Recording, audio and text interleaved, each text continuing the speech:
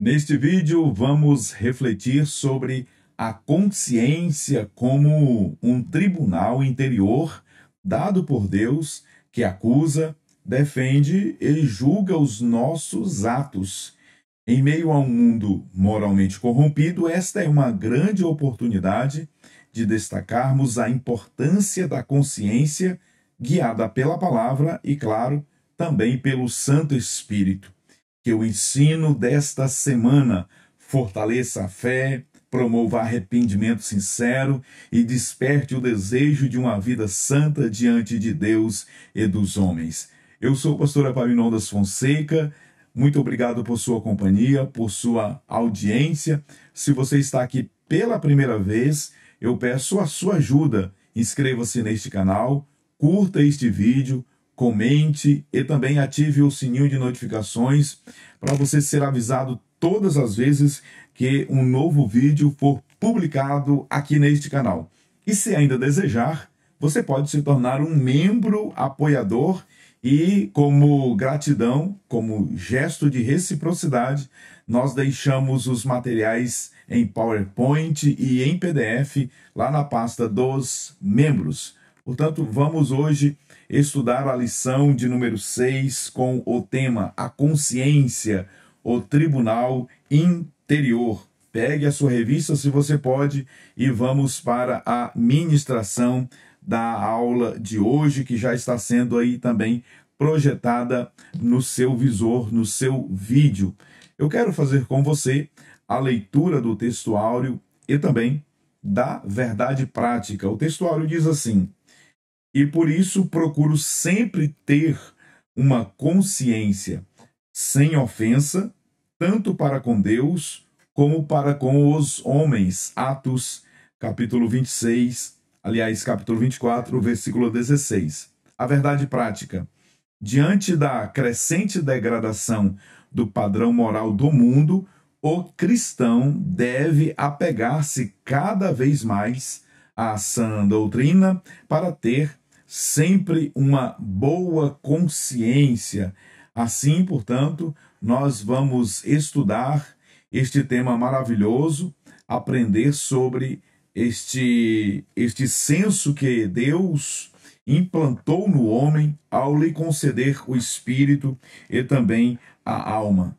Iremos aprender na lição de hoje também a respeito desta capacidade moral que Deus nos deu para distinguir, diferenciar entre o que é bom, entre o que é mal. A capacidade dada por Deus, a consciência, é um instrumento maravilhoso que nos faz discernir e também nos faz ter atitudes que glorificam o nome do Senhor ao longo de toda a nossa trajetória, de toda a nossa existência aqui na Terra. Vamos para o primeiro tópico da lição. O assunto do primeiro tópico é antes e depois da queda. O que é que nós vamos aprender aqui? Nós vamos aprender sobre a primeira manifestação da consciência, naturalmente, e também vamos aprender sobre o direito natural e também sobre a escrita no coração. O primeiro subtópico do primeiro ponto da lição, a primeira manifestação. Aqui, nesse ponto da lição, nós vamos iniciar, claro, conceituando, ainda que basicamente, a consciência. A consciência é uma faculdade inata. Isso significa dizer que nós, todos os seres humanos, nascemos com essa faculdade. Nós nascemos com esse senso, com esse dispositivo.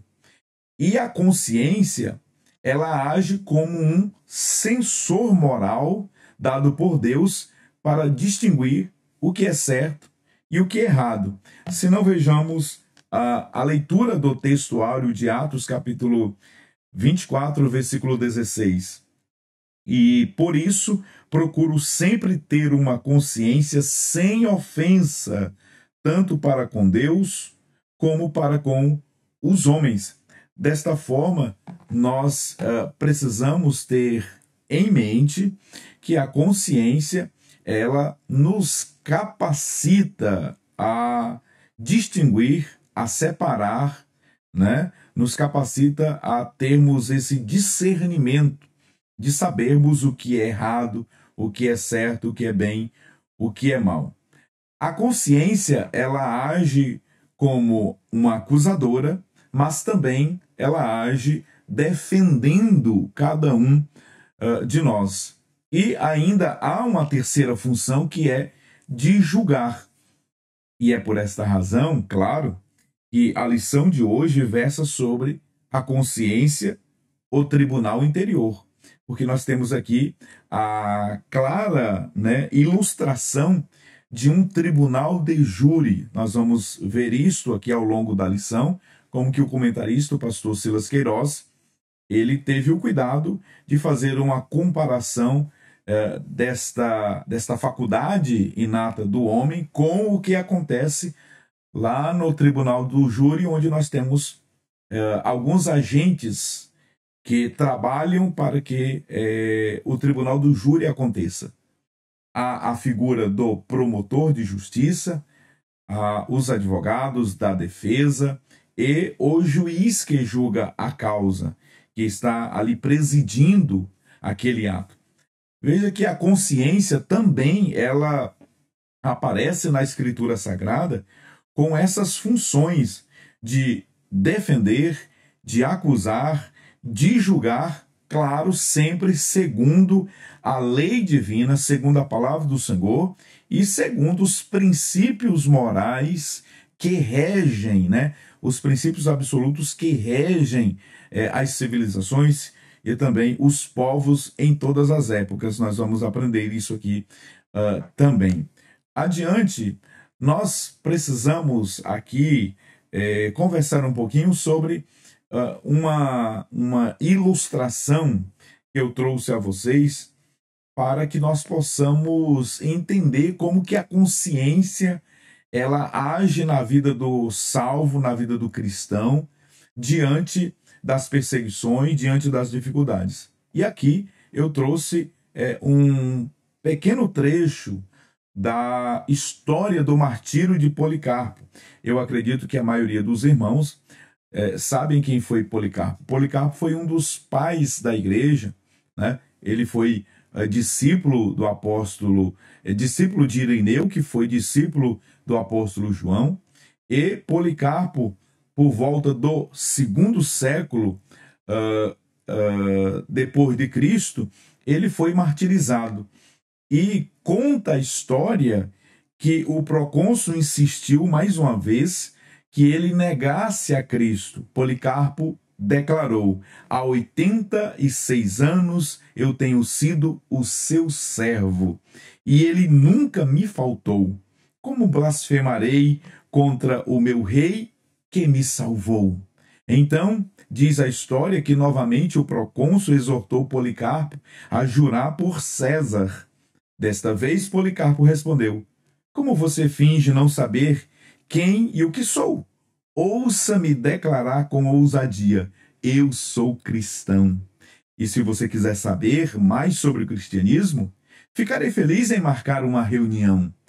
Policarpo, ele foi mais uma vez inquirido pelo furioso procônsul: você não sabe que eu tenho animais selvagens à sua espera? Eu o entregarei a eles, a menos que você se arrependa. Policarpo, então, respondeu: mande trazê-los, porque não estamos acostumados a nos arrepender do que é bom, para mudar para o que é mal. Meu Deus, que consciência em Cristo deste homem! Em seguida, o procônsul ameaçou queimá-lo vivo. Policarpo respondeu: você me ameaça com o fogo que queima durante um momento e logo se apaga? Você não conhece o fogo vindouro do julgamento e castigo eterno reservado para os ímpios. Por que está se delongando? Faça o que lhe agradar. E a história nos registra que Policarpo ele foi queimado vivo enquanto a multidão aplaudia o seu martírio. Mas o que eu quero destacar aqui é a consciência de Policarpo. A consciência dele fez com que ele mantivesse a sua vida e o seu propósito sem jamais negar o seu Senhor. Somente uma consciência pura, uma consciência santa, somente uma consciência forjada pela palavra de Deus, diante de um desafio tão grande como este, diante da morte, diante de ameaças, permanece fiel, permanece leal ao Senhor. Eu ainda trago aqui a consciência de Lutero. E nesse episódio aqui de Lutero, ele foi convocado para que se retratasse do que ele havia escrito acerca das indulgências, daquilo que ele discordava do mundo religioso da época. Então, diante ali dos seus julgadores, Martinho Lutero ele respondeu: a não ser que eu seja convencido pelo testemunho da Escritura ou por clara razão, pois não confio nem no Papa, nem em concílios isoladamente, visto que se sabe muito bem que eles têm errado e se contraditado frequentemente. Estou preso às Escrituras que citei, e a minha consciência é cativa da palavra de Deus. Não posso retratar-me, e não me retratarei de coisa alguma, uma vez que não é seguro nem correto ir contra a consciência. Não posso agir de outra forma. Ele concluiu: aqui estou, Deus me ajude. Amém. Que consciência extraordinária! Que exemplo nós temos aqui com estes dois homens que, diante da pressão, diante das acusações, diante das incertezas do que pode acontecer, ameaça de morte, eles mantiveram-se firmes com a sua consciência, sabendo o que era certo, sabendo o que era errado. É por isso que a lição de hoje ela é muito importante, porque nos revela essa capacidade moral de respondermos a quem perguntar qual é a razão, né, da nossa esperança ou da esperança que há em nós. Vamos para o primeiro ponto da lição, a primeira manifestação. Nós temos nos parâmetros, por exemplo, universais, aquilo que é moral, aquilo que é correto, aqui é em qualquer outro lugar. Por isso que são parâmetros universais. E os relativos, eles, em que pese serem relativos, mas eles não ferem os princípios universais. A consciência, ela guia o homem conforme sua sintonia com Deus. A consciência do homem, ela é guiada, né, pela palavra de Deus, e a consciência guia o homem conforme essa sintonia com a palavra do Senhor, conforme nós também já vimos aqui na leitura de Atos capítulo 24 e também o versículo de número 16. A seguir, nós temos a palavra consciência no Novo Testamento, que vem da palavra grega suneidesis, expressão que, segundo a concordância de Joshua, aparece cerca de 30 vezes no texto do Novo Testamento. E também, apenas reforçando que a consciência é uma faculdade inata dada por Deus para discernir o que é certo do que é errado. Atua como um sensor espiritual na alma humana, guiando decisões que são morais. Isso é em razão da imago Dei, né, da imagem de Deus imprimida no homem. Os animais não têm essa consciência, os animais não têm esse senso moral, são amoral. Nós, seres humanos, somos seres morais, porque recebemos de Deus essa consciência inata a todos os homens, esse princípio estabelecido por Deus na geração de todos os homens. Dessa forma, a consciência ela atua como um sensor espiritual. Basta nós pensarmos, né? Basta a gente imaginar os sensores que há nos carros hoje. Os carros hoje são extremamente tecnológicos, não é? Nós temos hoje nos carros, nos veículos, sensores para todos os gostos. Um exemplo clássico é o sensor do cinto de segurança. Quando alguém entra no seu carro, que começa a conduzir o seu veículo sem prender o cinto de segurança, logo ele começa, né, a manifestar, ele começa a detectar que a pessoa está sem o cinto de segurança, acusando que a pessoa está dirigindo o veículo sem o cinto de segurança. Nós temos sensores para várias funções no veículo. O espírito, ao ter esta faculdade, a consciência, quando falo espírito, há, claro, autores que dizem que a consciência é uma faculdade da alma e outros dizem que é uma faculdade do espírito. Entretanto, nós queremos aqui ficar com o comentarista da lição e também com muitos outros teólogos pentecostais que afirmam ser a consciência uma faculdade do espírito. Mas, deixando essas minúcias de lado, o que nós precisamos aqui constatar é que a consciência ela age exatamente assim como um sensor. E esse sensor, quando nós praticamos algo que glorifica o nome do Senhor, o sensor vai aprovar, ele vai então glorificar a Deus. Mas quando nós praticamos qualquer coisa que desagrada ao Senhor, que fere os princípios universais, os princípios estabelecidos na palavra de Deus, também a consciência ela acusa.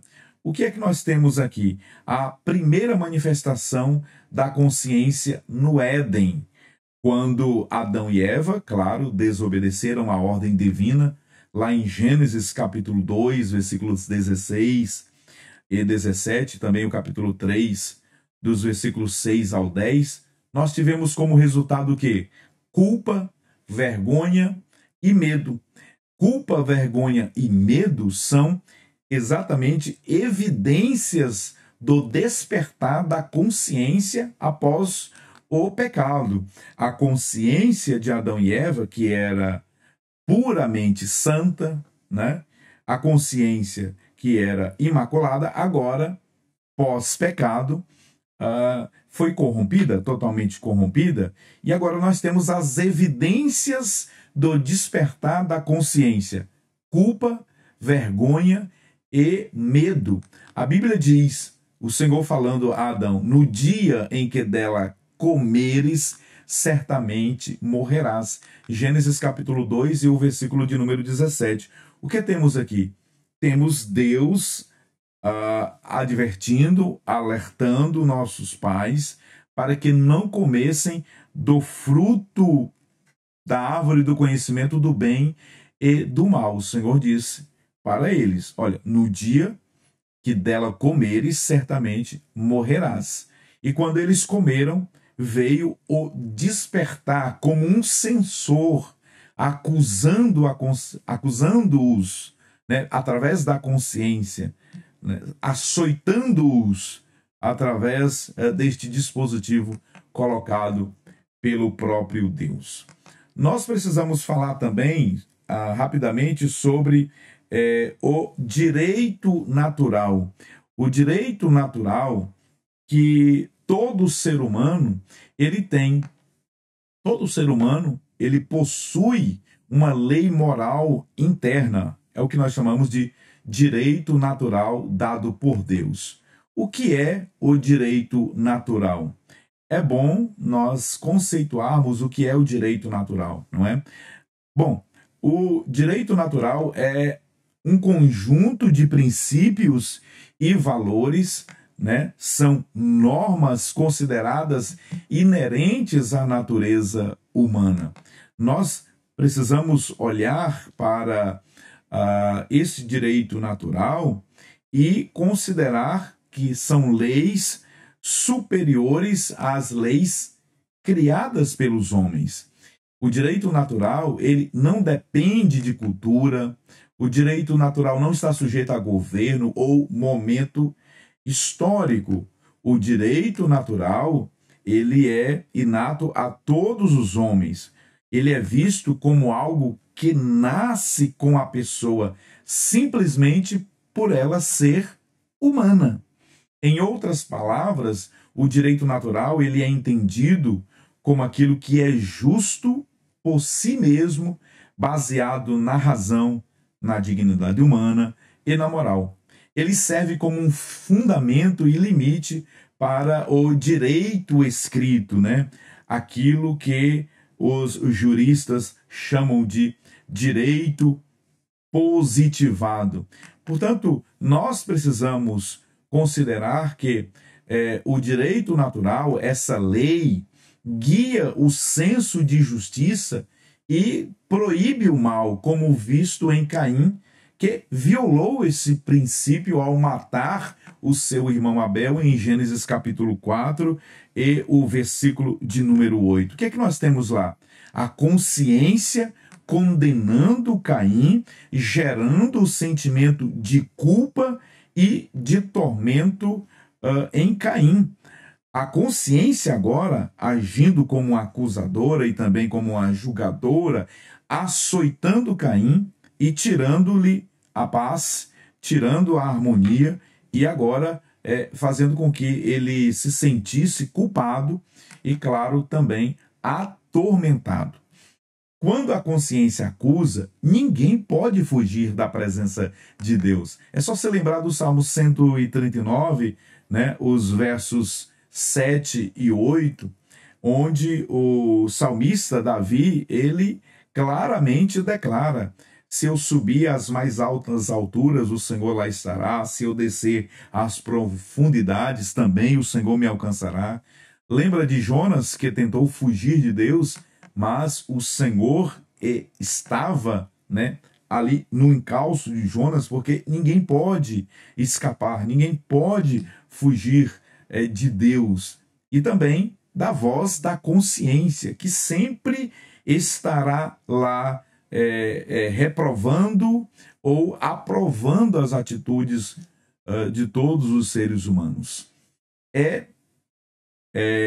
O texto de Gênesis, né, lá naquela ocasião em que Caim matou o seu irmão, a palavra de Deus nos diz que Caim então considerou agora a voz da sua consciência quando ele mesmo declarou: é maior a minha maldade do que a que possa ser perdoada. Em Gênesis capítulo 4, versículo 13, o que temos ali? Temos exatamente a consciência declarando como que Caim agora estava diante de Deus. Dessa forma, o direito natural, ele possui algumas características. Vejamos aqui algumas características do direito natural. O direito natural, ele é universal, vale para todos os seres humanos. O direito natural, ele é imutável, ele não muda com o tempo ou com culturas. O direito natural também é racional, pode ser reconhecido pela razão humana, não apenas pela lei, e o direito natural, ele é inerente, nasce com a pessoa, não depende de concessão do Estado, não é um favor do poder legislativo, não é um favor dos poderes constituídos, seja executivo, seja judiciário, seja legislativo, não. Todo ser humano já nasce com esse direito, porque ele é inerente à pessoa humana. Como exemplos de direitos naturais, nós temos o direito à vida. Todos têm o direito inato à vida. É um princípio estabelecido por Deus. E é por isso que o não matarás, né, o não matar o próximo, não tirar a vida do outro deliberadamente, voluntariamente, é um princípio estabelecido por Deus que está escrito na tábua do coração dos homens. Nós temos ainda o direito à liberdade, o direito à igualdade e também o direito à propriedade. São direitos naturais, são inatos aos seres humanos. Essa lei guia o senso de justiça, né, e proíbe o mal, como foi visto aqui em Caim, que violou esse princípio ao matar o seu irmão Abel. A consciência o condenou, gerando culpa e tormento, conforme nós já vimos aqui. Vamos para o terceiro subtópico, da lição de hoje, que trata sobre a escrita no coração. E aqui nós vamos aprender acerca da lei moral universal. Deus gravou em todo o ser humano a escrita no coração, conforme Romanos, capítulo 2, e o versículo de número 15, que é a leitura bíblica em classe da lição desta semana. O texto bíblico diz assim, Paulo escrevendo aos Romanos, os quais mostram a obra da lei escrita no seu coração, testificando juntamente a sua consciência e os seus pensamentos, quer acusando-os, quer defendendo-os. Assim, a consciência ela age com base nessa lei, condenando ou defendendo, né? Todo e qualquer ser humano possui esse dispositivo dentro de si, independentemente de conhecer a Deus ou não, de ser cristão ou não, todo ser humano possui essa lei esculpida, escrita no seu coração. Verificamos que a lei mosaica foi a formalização escrita dessa lei moral. Isso aqui é muito importante nós compreendermos isso. A lei mosaica, lá em Êxodo capítulo 20, Êxodo 22, Deuteronômio 24, ela é a positivação, é a lei escrita pelos homens daquilo que já havia sido escrito no coração dos homens. A lei moral agora, ela ganha essa forma, né? Escrita pelos homens, a formalização. Isso é que nós também precisamos destacar aos nossos alunos. Mesmo antes de Moisés, por exemplo, povos antigos já tinham códigos morais.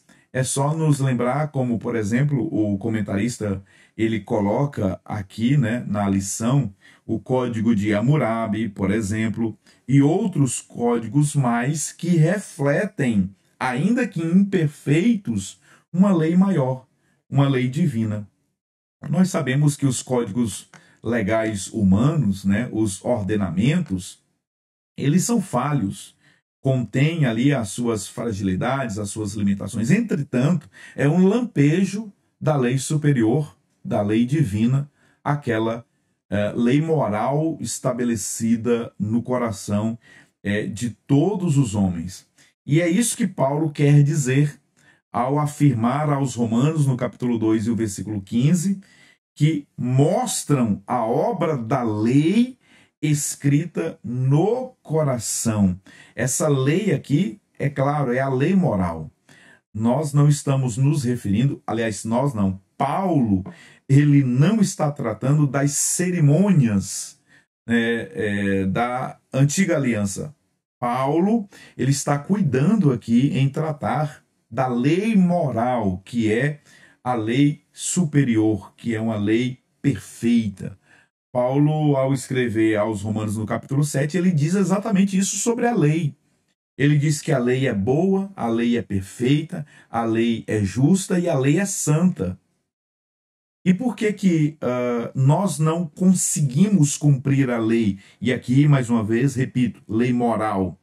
Enquanto a lei é justa, o pecado nos tornou injustos. Enquanto a lei é santa, o pecado nos depravou. Enquanto a lei é perfeita, nós somos imperfeitos. Então veja, não há como um ser humano com esse defeito causado moralmente pelo pecado cumprir a lei. Somente Jesus Cristo, Filho de Deus, cumpriu a lei na sua inteireza. Nós vemos que Paulo claramente aqui está tratando, obviamente, da lei moral e não da lei cerimonial, como muitos querem colocar. Vamos falar sobre agora o funcionamento da consciência. E aqui o que nós vamos aprender nesse ponto da lição? Nesse ponto da lição, nós vamos aprender sobre acusação e defesa e julgamento, vãs justificativas e o debate no tribunal. O primeiro subponto desse segundo tópico aqui, acusação, defesa e julgamento. Nós temos aqui, claro, a imagem de um tribunal, onde 3 agentes nos são apresentados. E esses 3 agentes, eles figuram exatamente aqui para representar o que acontece no interior de cada ser humano. Um verdadeiro tribunal, onde nós temos o julgador, nós temos a figura do promotor de justiça, que em regra é o acusador, o representante do Estado, e nós temos a figura do advogado que defende, né, que está ali para fazer a defesa do acusado ou do réu. Dessa forma, a nossa consciência, ela age nessas 3 funções. A consciência, ela acusa, a consciência também, ela defende, e a consciência, ela julga. Isso é o que nós vamos ver aqui neste tópico da lição. Vamos falar sobre acusação, defesa e julgamento. Aqui nós temos a consciência, ela atuando, né, como uma acusadora, defensora e juíza interior, conforme o Salmo 51 e o verso 3. E é bom destacar aqui que, segundo o pastor Elianai Cabral, né, a consciência, ela julga de 4 formas. A consciência julga de 4 formas. A primeira forma que a consciência julga é, claro, imparcialmente. A consciência não faz acepção de pessoas. A consciência, ela não tem privilegiados. A consciência, ela exatamente julga todos imparcialmente, sem acepção de pessoas. Não há aqui queridinhos, não há xodozinhos, não há como comprar, subornar a consciência. Ela é imparcial. O sinônimo aqui de imparcialidade, nós podemos claramente verificar que a consciência, ela age desta forma sem ter preferidos. Ela atua imparcialmente. Outro fator interessante sobre como a consciência age é que ela também julga, né, sem apelação, sem juízo de apelação. Ou seja, o seu julgamento é final, é inalterável, porque é perfeito. O que isso significa? A apelação no judiciário, a apelação dentro do direito processual é um recurso quando a pessoa ela tem agora o direito de recorrer, né, o direito de apelar de uma decisão em uma instância superior. No caso aqui da consciência, não há essa apelação, é sem apelação, porque o seu juízo é final, o seu juízo é perfeito, é infalível, não erra, não é sujeito à reforma, não está sujeito à correção. Por isso que a consciência julga sem apelação. A consciência também, ela julga com base em fatos, não em suposições. Não há como esconder os fatos da consciência, não é verdade? Por mais que alguém tente jogar para debaixo do tapete, não tem como. A consciência ela vai estar lá sempre julgando com base nos fatos e não em mera suposições. E por fim, a consciência, em quarto lugar, ela julga individualmente. Cada um responde pelos seus próprios atos. Adiante, nós temos ainda que no Éden, após o pecado, Adão e Eva conheceram que estavam nus, né? A consciência revelou a transgressão. Tanto é que Deus faz uma pergunta retórica. Depois de Adão e Eva transgredirem a lei do Senhor, depois de pecarem, a voz da consciência gerou o quê? Gerou a culpa. A voz da consciência trouxe tristeza e trouxe arrependimento. A voz da consciência despertou em Adão e Eva esses sentimentos agora, né, de tristeza, de arrependimento, de culpa, de dor também, de sofrimento, né, de distanciamento de Deus.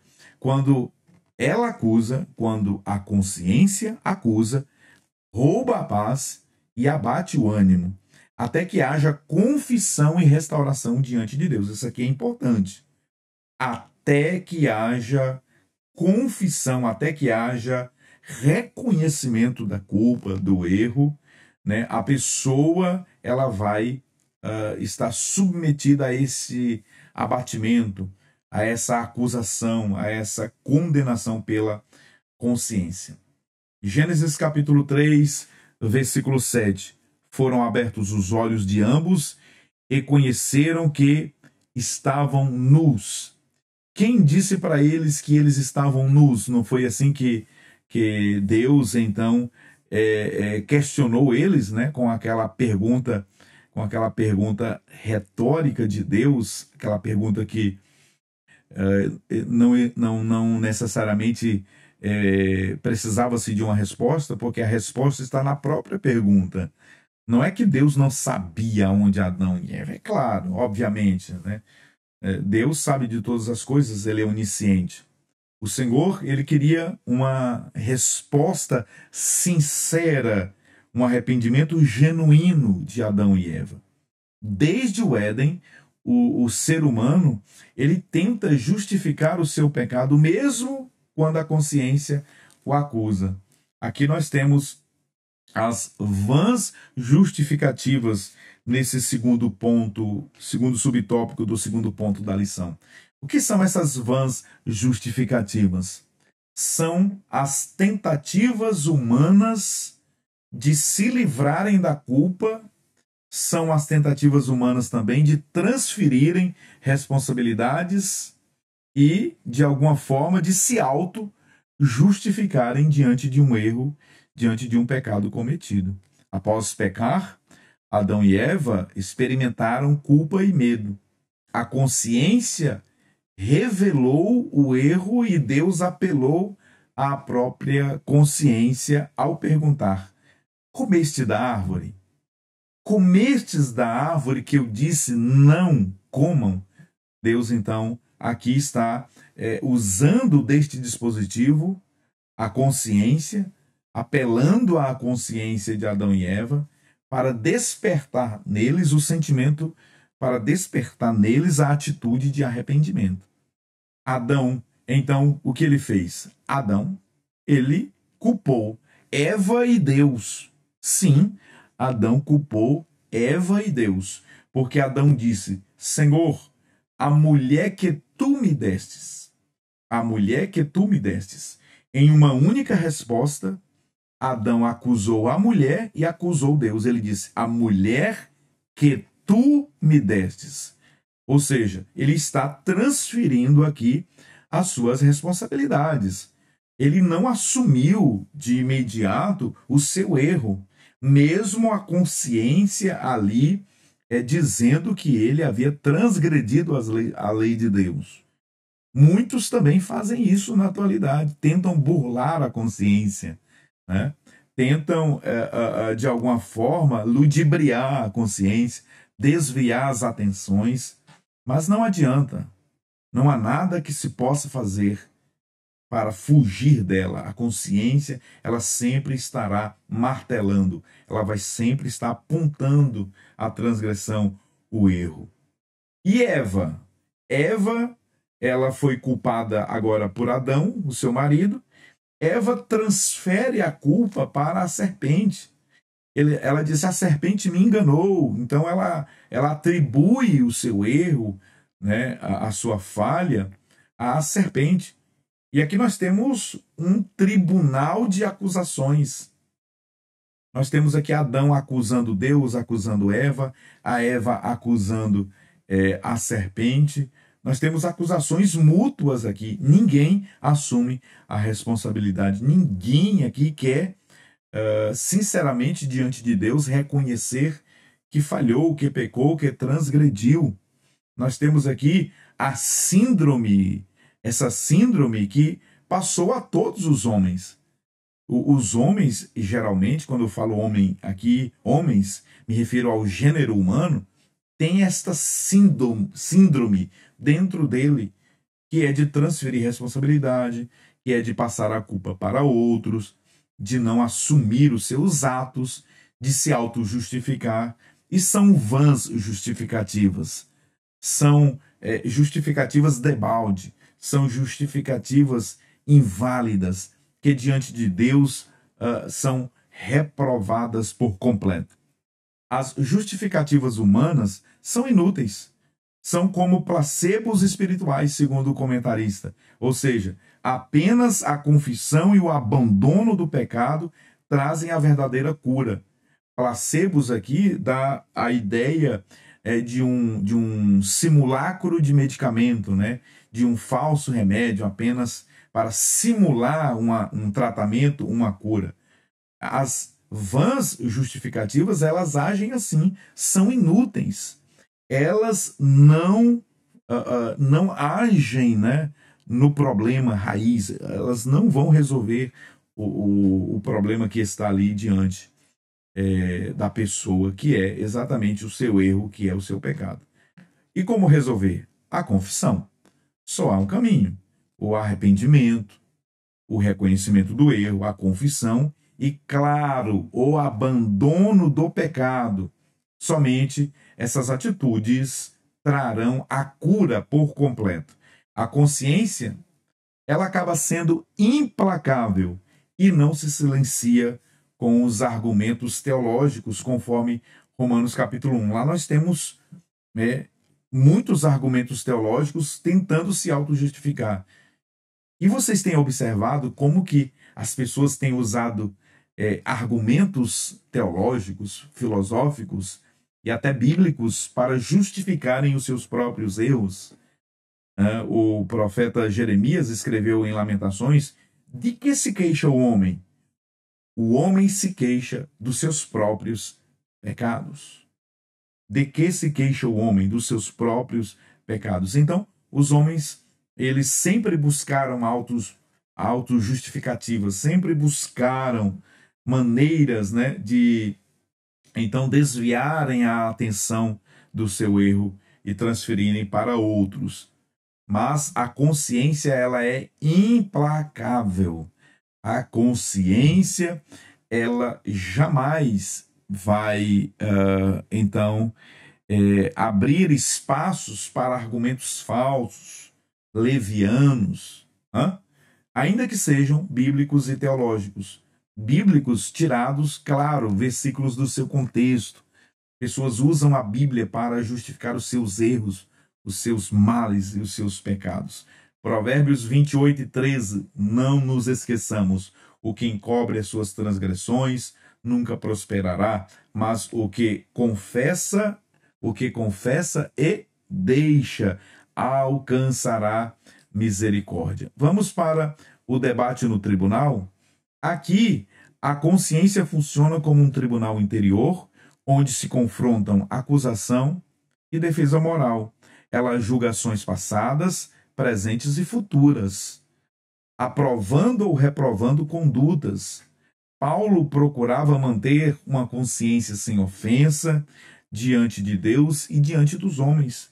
Uma consciência ativa e sensível guia o crente a evitar o pecado antes de o cometê-lo. A consciência ela tem esse papel de, no passado, ela fazer com que os atos praticados no passado não sejam repetidos no presente. E ainda mais, ela prepara o crente para evitar no futuro que esses erros sejam também cometidos. Porque a consciência, ela dá o discernimento. A consciência, ela acaba lançando luz aos nossos pés para que pisemos em lugar firme. Segundo o Salmo 119, versículo 105, lâmpada para os meus pés é a tua palavra e luz para o meu caminho. Atos capítulo 24, verso 16, que é o texto de ouro da lição de hoje. Lembrando, Paulo está dizendo, procuro sempre ter uma consciência sem ofensa, sem acusações, para com Deus e também diante dos homens. Uma consciência ativa e sensível guia o crente a evitar o pecado antes mesmo de o cometê-lo. É por isso que a consciência precisa ser forjada na palavra de Deus, a boa consciência. Eu quero aqui fazer também com que todos nós nos lembremos de Davi, como que a consciência de Davi, naquela ocasião em que ele cortou um pedaço do manto do rei Saul, foi despertada. Como que o sensor da consciência passou a acusar Davi por aquele ato, por um gesto que pareceu simples, mas ali ainda estava o rei de Israel. Olha o livro de apoio escrito pelo pastor Silas Queiroz na página 80. Nós temos aqui um quadro semelhante, ele diz, quadro semelhante. Vemos em Davi o senso moral e espiritual que ele tinha em relação ao princípio de autoridade, impediu-o de ferir a Saul, tempo presente, mas, em caráter continuado, guardava o coração de fazê-lo no futuro. Por haver cortado a orla do manto do rei de Israel, o belemita sentiu dor no coração e, cheio de temor, rogava a Deus que o guardasse de estender a mão contra o monarca, por ser este o escolhido e constituído pelo Senhor. Primeiro livro de Samuel, capítulo 24, versículo 6. Davi tinha uma consciência ativa que o permitia compreender a gravidade de violar o princípio de autoridade. Olha só que lição extraordinária. Davi, mesmo depois de ungido pelo profeta Samuel, rei de Israel, ele estava diante ali do princípio de autoridade, para o preservar, para guardar e resguardar a sua consciência e o seu coração de transgredir e ferir o princípio de autoridade. Porque diante dele ali estava o rei de Israel ainda.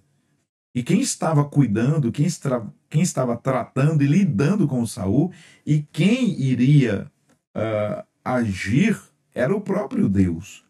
Davi, sabendo disso, e mesmo consciente que Saul era o ungido, era o rei de Israel, o que ele fez?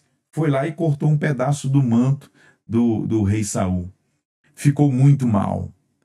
Ele ficou com muita dor, cheio de temor no seu coração. Porque a consciência de Davi agora estava acusando ele. Você tocou no manto. Você tocou na orla do rei Saul. Tocou e a consciência disse para ele que ele havia cometido um pecado, que ele havia errado, que ele não deveria cortar o manto do rei Saul. E olha que Saul estava praticamente desviado, ou desviado completamente. Saul estava fora dos planos de Deus. Saul, ele já havia perdido o trono há bastante tempo, mas quem estava lidando com ele era o próprio Deus, quem o colocou no trono. Esta é uma lição importante sobre a consciência, porque todas as vezes que nós ferimos os princípios estabelecidos por Deus, a consciência ela vai se manifestar. Cedo ou tarde, a consciência será despertada. Não adianta, ela vai ser despertada. Um dos exemplos é esse princípio de autoridade que foi aqui por Davi, ainda que parcialmente, né, infringido. Mas a consciência de Davi o levou a reconhecer que ele estava diante do rei de Israel.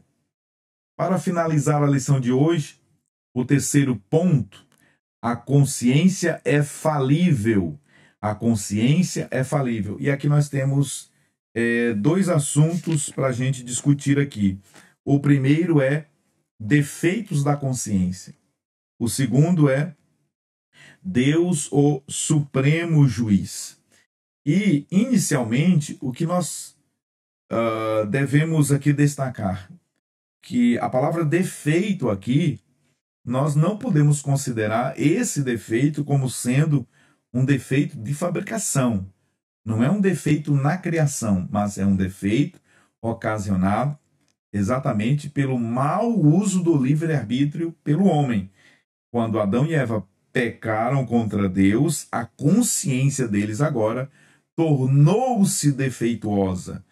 Passou agora a sofrer os efeitos destrutivos, corrosivos e deletérios do pecado. A consciência, ela foi criada por Deus santa, perfeita. Ela foi criada por Deus, né, com a sensibilidade espiritual. Mas o que aconteceu? O pecado corrompeu, depravou a consciência, deixando-a com defeitos. E é o que nós vamos ver aqui agora para a gente concluir. O comentarista da lição destacou pelo menos 3 defeitos aqui muito interessantes para a gente discutir aqui agora. O primeiro defeito: a consciência cauterizada. Consciência cauterizada. E eu quero pegar a escritura e ler esta passagem bíblica que está na primeira carta que Paulo escreveu ao seu filho na fé, Timóteo, no capítulo 4 e o versículo 2. Olha o que o apóstolo Paulo nos ensina. Eu quero ler a partir do versículo 1 para contextualizar melhor. Mas o Espírito expressamente diz que nos últimos tempos apostatarão alguns da fé, dando ouvidos a espíritos enganadores e a doutrinas de demônios, pela hipocrisia de homens que falam mentiras, tendo cauterizada a sua própria consciência.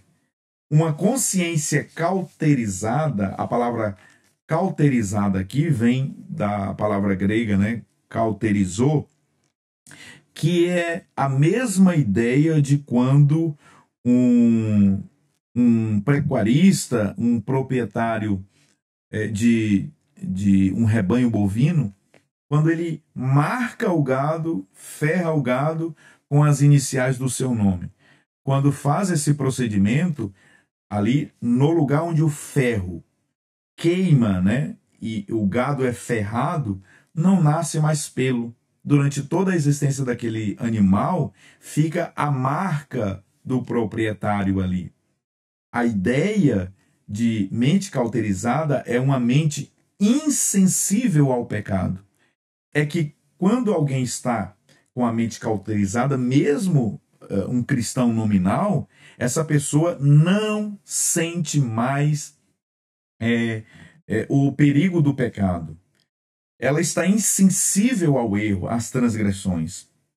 Para ela não faz diferença nenhuma pecar ou deixar de pecar, mentir ou deixar de mentir, fazer tudo aquilo que desagrada a Deus, ela não sente mais nenhum peso, nenhum remorso, nenhum arrependimento, nenhum sentimento de dor na alma e no coração. A pessoa já está no automático, pecando, pecando, pecando, pecando, e portanto ela está endurecida. Ela perde o senso moral e espiritual. Ela perde a sensibilidade do espírito. Ela perde a sensibilidade espiritual e já não consegue mais sentir ali o sensor, né? O sensor que é a consciência falando ao seu coração. Já não ouve mais a voz da sua consciência. A sua mente está cauterizada. Não há mais espaço para uma renovação, conforme está escrito lá aos Romanos capítulo 12, versículo 1 e 2. Não há mais espaço para nascer novamente, né, a esperança, conforme os animais também são ferrados e não nascem mais pelo, assim também a mente cauterizada, ela não produz mais, ela não frutifica mais, a não ser que ela se volte para Deus e se arrependa. Ela se volte para Deus, ouvindo a voz do Senhor, deixe o auto-engano, porque quem tem a mente cauterizada, ele vive auto-enganando-se. É como aquela pessoa que burla o sistema o sensorial de segurança, né, do carro, do veículo. Ele encaixa o cinto ali de segurança para a proteção dele mesmo, e ele apenas encaixa, mas ele não usa o cinto protegendo o seu corpo. Apenas uma medida, né, para não ouvir mais aquele som que incomoda, até que a pessoa coloque, que prenda o cinto do carro. É um auto-engano. A pessoa com a mente cauterizada, ela está auto-enganando-se, insensível ao chamado do Espírito, à voz de Deus para o arrependimento, para a mudança de vida. A segunda, ou segundo defeito da consciência é a consciência fraca. O que é uma consciência fraca? É a consciência legalista. São pessoas que julgam tudo como pecado e vive presa a regras humanas. Você conhece alguém assim, que tudo para ele é erro, tudo é pecado, vê pecado em todo mundo, aponta o erro de todos, mas não consegue ver os seus próprios erros, a sua própria falha? Olha o profeta Isaías até o capítulo 6. Ai dos ébrios, ai dos bêbados, ai dos pecadores, ai das nações. Mas no capítulo 6, quando ele teve a visão da glória do Senhor, ele disse: ai de mim! No ano em que morreu o rei Uzias, eu vi o Senhor assentado sobre um alto e sublime trono, as abas de suas vestes enchiam o templo, serafins estavam acima dele, cada um tinha 6 asas, com 2 cobria o rosto, com 2 cobria os pés, com 2 voavam e clamavam uns para os outros, dizendo: Santo, Santo, Santo é o Senhor dos exércitos, e toda a terra está cheia da sua glória. Então, ele viu, teve uma visão gloriosa, que um dos serafins voou com uma tenaz e tirou uma brasa viva do altar e se dirigiu a ele e tocou nos seus lábios e queimou os seus lábios. Então ele disse: a quem enviarei e quem há de ir por nós? Ele disse: eis-me aqui. Os seus lábios foram purificados. Nos lembremos então que a consciência fraca é aquela legalista que é ávida por acusar e encontrar pecado em tudo, defeito em tudo, com base em regras humanas. Quando você questiona a pessoa onde é que está na Escritura a base para tal, a pessoa ela vai encontrar subterfúgios, textos mal interpretados, fora de contextos, para fundamentar aquilo que se acredita. A terceira ou o terceiro defeito da consciência no texto sagrado é uma consciência contaminada ou corrompida, poluída pelo pecado e incapaz de discernir o bem do mal.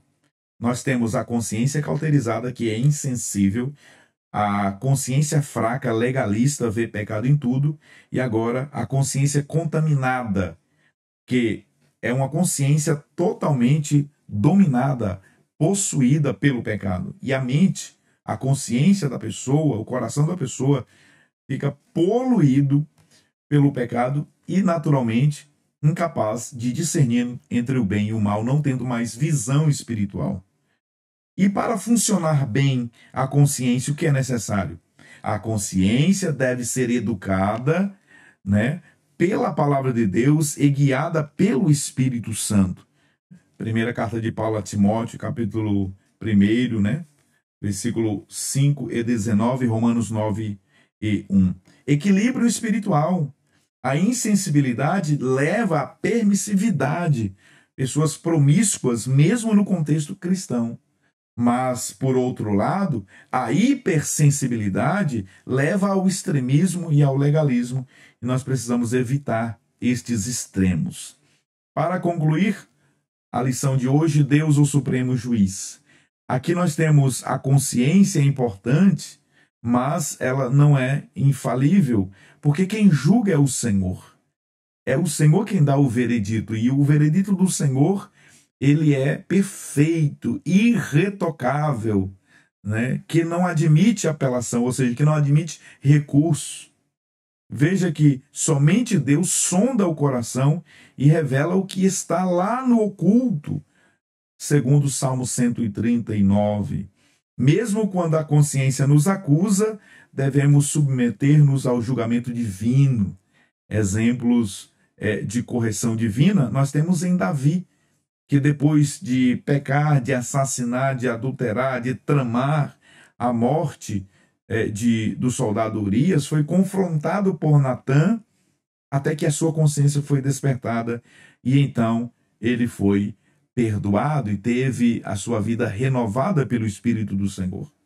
Veja o exemplo de Pedro, que despertado pelo canto do galo, o Senhor Jesus havia declarado que Pedro negaria ele 3 vezes, mas o galo iria cantar. Muitos precisam ouvir o som do cantar do galo para ter a sua consciência despertada. Assim foi Pedro. Depois que ele ouviu o galo cantar, é como se o dispositivo da sua consciência, o sensor, fosse acionado, e então, como que um despertar, Pedro agora se arrependeu e chorou amargamente. Chorou toda a sua podridão, toda a sua lama, e foi restaurado pelo Senhor. Depois de ressuscitado, o Senhor Jesus disse: olha, mande avisar aos discípulos, aos meus irmãos, para eles irem para a Galileia, e Pedro, Marcos capítulo 16 dá esse destaque, e avisa a Pedro. Jesus queria um particular com Pedro para restaurá-lo por completo. Pecados interiores, como soberba e orgulho, são os mais sutis e perigosos, conforme Provérbios 16 e 18. Portanto, nós chegamos ao final de mais uma lição. A consciência nasceu junto com o ser humano na criação. Ela é expressão direta da imagem de Deus no homem. Em Gênesis 2:7, vemos que o Senhor formou o homem do pó da terra e soprou em suas narinas o fôlego de vida. Esse sopro divino não só deu vida física, mas também espiritual e moral. Por isso, o ser humano tem uma capacidade de autoconhecimento, julgamento moral e senso de certo e errado, algo que o diferencia de todos os demais seres criados. Que maravilha, que bênção! Chegamos ao final de mais uma lição, a 6ª lição deste último trimestre do ano de 2025. Nós queremos louvar a Deus por sua vida, por sua casa, por sua família. Deus abençoe todos os nossos irmãos. Um agradecimento especial a todos os membros do canal que nos apoiam aqui, que mensalmente nos ajudam a desenvolver, a fazer este trabalho. Olha, que o Senhor multiplique bênçãos sobre vocês, tá bom?